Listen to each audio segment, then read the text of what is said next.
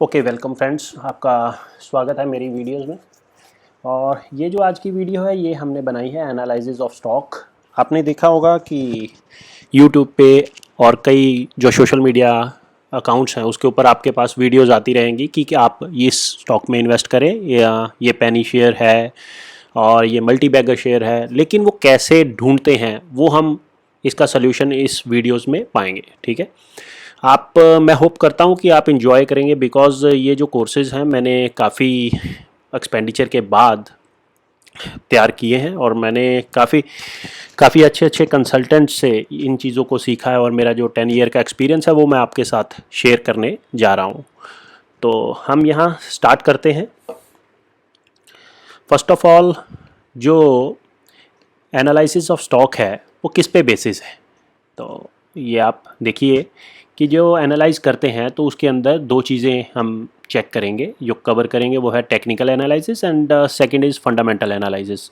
ठीक है, जो स्टॉक्स हैं उसको हम जब टेक्निकल में देखते हैं तो हमेशा आप सोचिए, जब आपकी शॉर्ट टर्म इन्वेस्टमेंट की आपकी सोच होती है, जो आपका विज़न होता है, तो उसके अंदर आपको टेक्निकल एनालिसिस देखने पड़ते हैं और वो सफिशेंट होते हैं। आप उससे भी 1 डे, 1 वीक या 1 मंथ के लिए आप इन्वेस्ट कर सकते हैं। ठीक है, उसके बाद आप सेकंड थिंग है वो है फंडामेंटल एनालिसिस। उसके अंदर आपको जो लॉन्ग टर्म इन्वेस्टमेंट है, जो लॉन्ग टर्म इन्वेस्टमेंट होती है, उसके अंदर आप उसको फंडामेंटल एनालिसिस को चेक करते हैं। राइट, उसके बाद आप आ जाइए टेक्निकल एनालिसिस को देखते हैं, तो आप देखते हैं चार्ट एंड पैटर्न्स। राइट, इन दोनों चीज़ों को आप कवर करते हैं। और जब फंडामेंटल एनालिसिस हैं तो उसके अंदर आप कंपनी की बैलेंस शीट देखते हैं, क्वालिटेटिव एंड जो क्वांटिटेटिव पैरामीटर ऑफ कंपनी है उसको आप चेक करते हैं।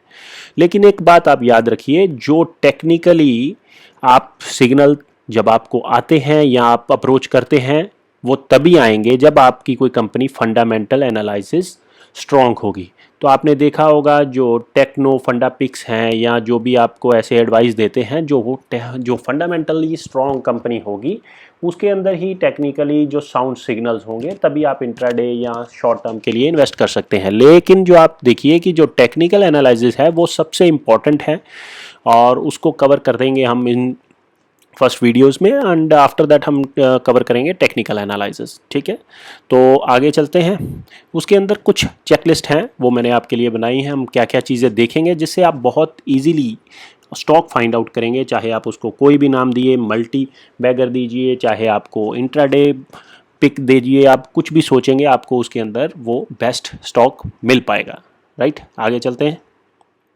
First of all that is fundamental analysis, जो मैंने आपसे बात करी थी कि हम फंडामेंटल एनालिसिस को पहले कवर करेंगे। उसके अंदर ये चेकलिस्ट है कि हमने क्या क्या चीज़ देखनी है।